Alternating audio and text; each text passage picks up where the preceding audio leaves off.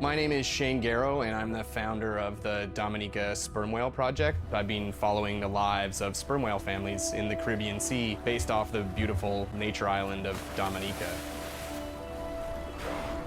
I've had the sort of greatest honor to spend thousands of hours in the company of the sperm whale families. And over the last 15 years, we've come to know 30 different families. We know about 10 of those personally. My research focuses mostly on the connection between these families' lives and what they say to each other, and how they succeed in the ocean by living in these small families. They live these rich and complex lives in part of the ocean that we find difficult to even explore. Sperm whale society is matrilineal, meaning it's grandmothers and daughters that will live together for life. The young males live in the family until they're about teenagers, and then they go on this sort of open ocean wander for about 15 to 20 years before they are breeding age. But females will stay together for life. They communally raise and defend their babies, and they live in this sort of community of neighboring families just like we do. Behavior is what you do, but culture is how you've learned to do it. In the same way that we're all humans, but some of us eat with chopsticks and some of us eat with a fork. We're all still eating, but how we've learned to eat is importantly different. The secret for how these animals are surviving are these traditional behaviors, and that's why every calf counts. Every female calf is critically important, and each one of those that we lose so much potential. I think one thing that my research has shown is that our lives are really similar. The values that we have in our families, love your mom, be a good neighbor, learn from your grandmother's experience. And ultimately, life is about the quality of the relationships that you build with those around you, whether you're a whale or not. The secrets that my grandmother learned are helping me to survive now. Ensuring that these grandmothers survive to be grandmothers to share their stories, and ensuring that these babies live long enough to learn them is what's going to enable these animals to be around for a long time.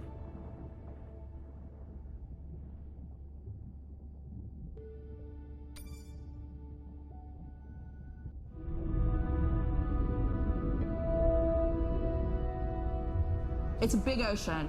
You gotta be able to see what's worth spending your time on.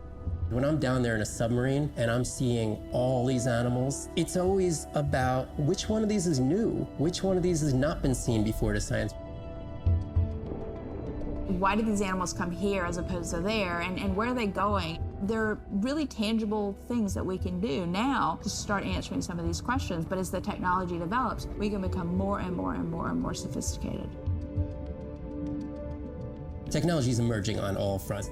We're using all this side-scan sonar and hydrophones to map things out. We can use these sound underwater surveillance systems to actually track whales and see them move all around the ocean. There's a new field called environmental DNA, where you just look at the soft cells that are in the water to know who is there. Oh, the whale shark was just here. Can we follow it? And you sniff the trail of the whale shark's DNA.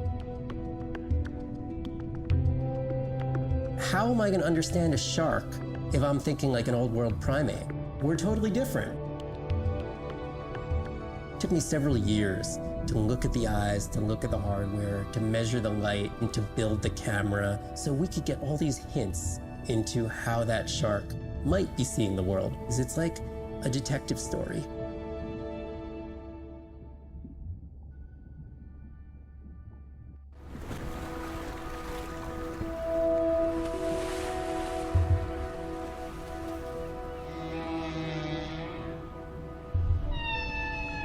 What we know as humans about whales comes from just a few scientists so far, like Roger and Katie Payne.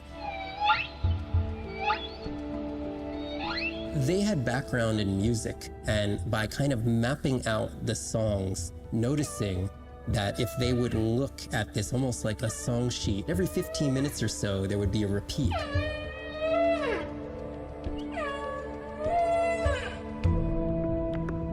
Only male humpbacks sing, but the function of their song is still mysterious. The general belief is that whale songs serve the same purposes that bird songs do, as ways for males to advertise for mates and to challenge rivals. But why they changed their songs is still unknown. Taking that information from whales and passing that to us humans was one of the most transformative pieces of narrative to feed the Save the Whale movement and maybe save some whales from extinction. These animals are sharing this world that might have been millions of years going on in their world, and suddenly, for the first time, we, as humans, are tuning in.